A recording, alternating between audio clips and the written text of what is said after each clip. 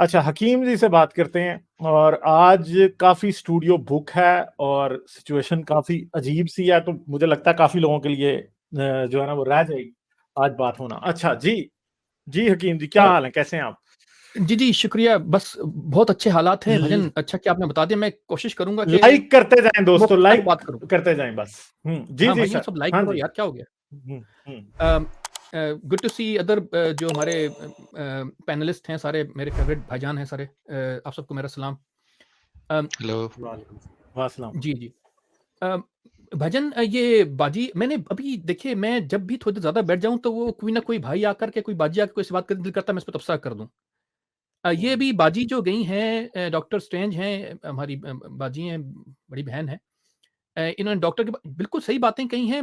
वो बड़ी ना देखिए कहा अभी करें, बहन कहा करें, बड़ी ना कहा करें प्लीज़। अरे भजन, वो बचपन से आदत पड़ी हुई है, वो सारी मेरी कज़नें बड़ी थी मुझसे। आपको ऊपर से आप सफेद बाल दिखा देते हैं, बड़ी कह दें, पता चला कोई खातून गुस्सा कर जाए तो फिर? नहीं गुस्सा करेंगे वो, कोई नहीं करेंगे, उनको पता है कि नहीं, नहीं, इधर ऐसी भाई भी गुस्सा कर जाते हैं, सिर्फ बहनें ही नहीं करती, इसलिए थोड़ा-सा एहतियात करें। चलिए या मैं कोशिश खसाब कर रहा हूँ लगाया भजन, करें, पूरी कोशिश कर रहा हूँ। या रंग लगाया करें, प्लीज़। जी, जी, मैं पूरी कोशिश करूँगा भजन, आप फ़िक्र ना करें। अभी बस आस्ता-आस्ता ही होगा ये काम, अभी इतनी एकदम नहीं, दुनिया नहीं हुँ, बदलेगी। अच्छा। भजन, देखिए मैं आपसे ये अर्ज़ कर रहा था कि हम लोग लोंडियों, गुलामों पे बहुत बात करते हैं, अच्छी बात है, करनी चाहिए। लेकिन वो मसला है माज़ी का। आज का जो मसला है वो है अरेंज मैरेजेस।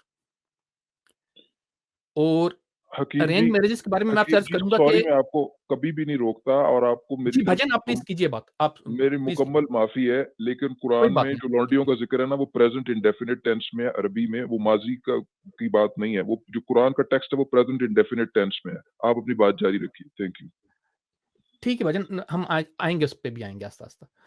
वो भजन मैं आपसे ये अर्ज़ कर रहा था कि जो अगर आपके आजकल के वक़्त में अ, भले वो जो लड़की है उसकी उम्र 20 साल भी क्यों ना हो, 25 साल भी क्यों ना हो, अगर उसकी मर्ज़ी के बगैर किसी ऐसे मर्द के साथ उसकी शादी हो जाती है जो कि उसको सँभाल नहीं सकता, उसको अफ़ोर्ड नहीं कर सकता, या अगर अमीर है और भद्दा है, और भद्दा मतलब ये कि बाजी को पसंद नहीं, उस औरत को पसंद नहीं है, अ, और मतलब ये कि उसको खुश नहीं रख सकता, तो वो उसके लिए वो वाक़ई बाजी जो हमारी पहले आई थी, बाजी स्ट्रेंज जो थी, डॉक्टर स्ट्रेंज जो थी, वो सही कह रही थी कि वो तो उसके लिए तो बलात्कार है हर रात का।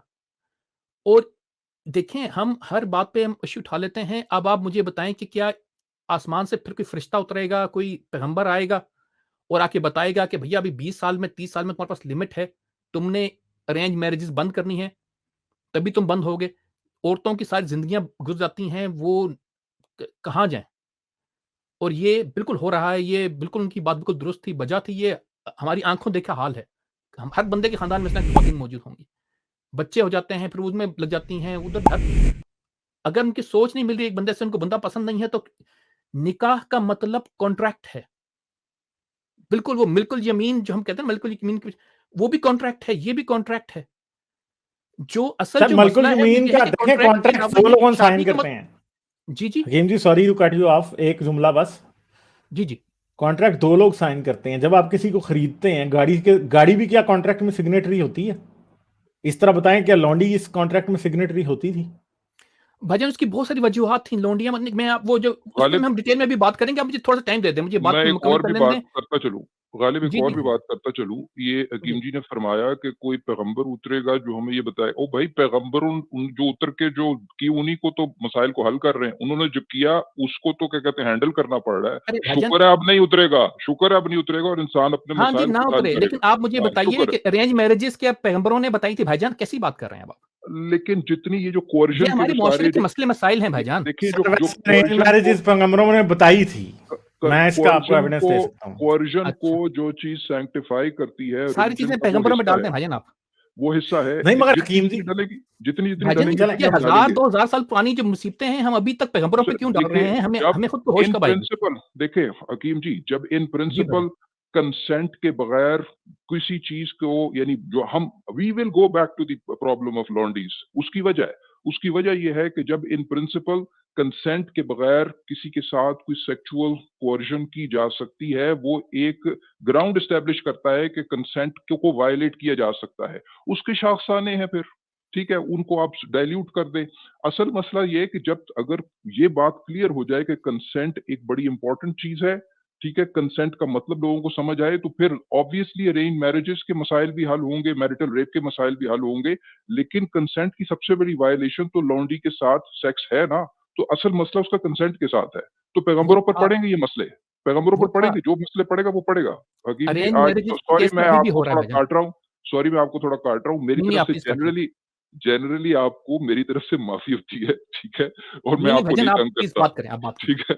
तो सॉरी, बस ये देखिए मैं ये बस दो बातें सामने रखकर मैं बस अब चुप और खामोश रहूंगा, आप अपनी बात नहीं, जारी आप रखें। प्लीज बोलिए, कोई बात नहीं है। नहीं आप नहीं, मेरी दूसरी बात बात है सर, बहुत कंसेंट अच्छी आप बात कह है, रहे थे ना कि क्या बात है। अंबिया ने कंसेंट लिया है, अंबिया कंसेंट के खिलाफ नहीं थे। तो मैं आपसे एक बात करता हूं, पहली मैं आपको सिर्फ कुरान से नहीं दूंगा ताकि आप ये ना कहें कि जी सिर्फ इस्लाम की बात हो रही है यहाँ पे। देखें भाईजान, कहाँ बाइबल से में बात ना, कर रहे हैं आप? जी, बाइबल में अभी पैदाइश की किताब का आज हमारे पास वो हमारे एक भाई आते हैं, बड़े अच्छे एक्स क्रिश्चियन है, गॉड रियलिटी, उन्होंने भी बात की थी। बाइबल में इसहाक की मां है सारा, और सारा है इब्राहिम की बहन खुद, ठीक है, और उसकी बीवी भी। मगर जब इसहाक की शादी की बात आती है ना, तो वो अपने नौकरों को वापस अपने भाइयों के पास भेजती है उर के शहर में, और उधर से उनकी बेटी लेके आती है। यानी बेटे ने ना तो लड़की को देखा था, ठीक है, और ना लड़की ने बेटे को देखा था।